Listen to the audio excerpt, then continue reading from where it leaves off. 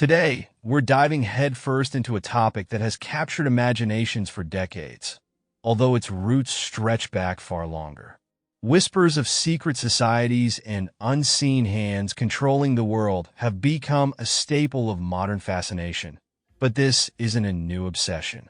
These stories have ebbed and flowed throughout history, flaring up in times of uncertainty.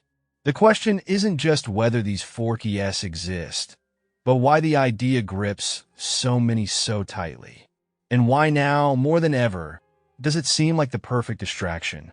To understand this, we need to journey back to an era when knowledge began to shift from sacred scripture to scientific exploration. In the 16th through 18th centuries, religion dictated every facet of life.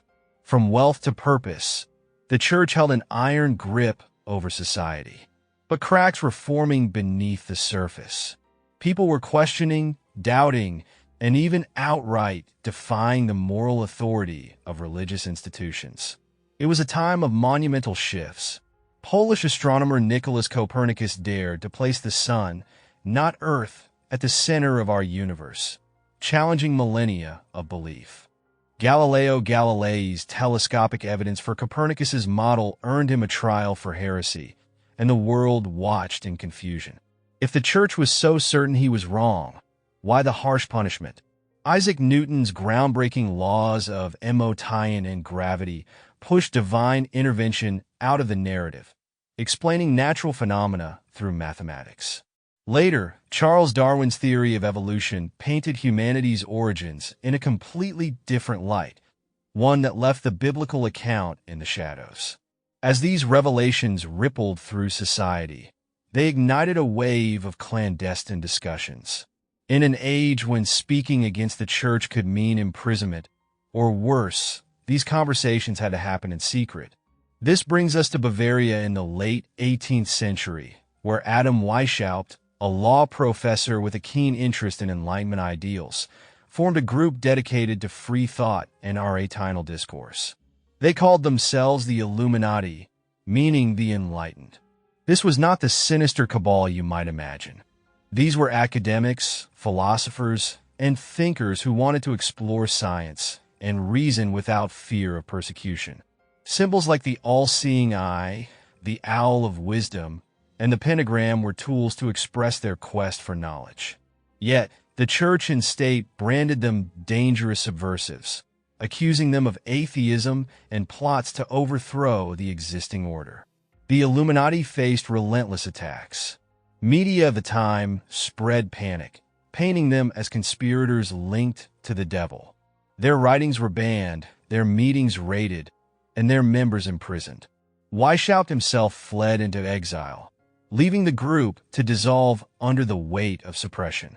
While some claim the Illuminati went underground, historical records show they ceased to exist after 1785 when Bavaria officially outlawed secret societies.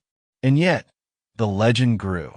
Over time, the Illuminati became a catch-all for fears about shadowy powers controlling the world. Modern accusations target artists like Beyoncé, Jay-Z, and Madonna, claiming their performances are laced with Illuminati symbolism. These stories often stem from deep distrust of institutions, merging reality with fiction in ways that resonate with our collective anxieties. But here's the truth. The fascination with the Illuminati isn't really about them. It's about distraction.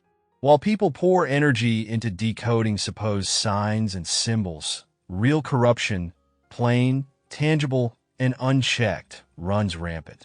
Governments, corporations, and organizations with clear track records of exploitation are free to operate because our attention is elsewhere.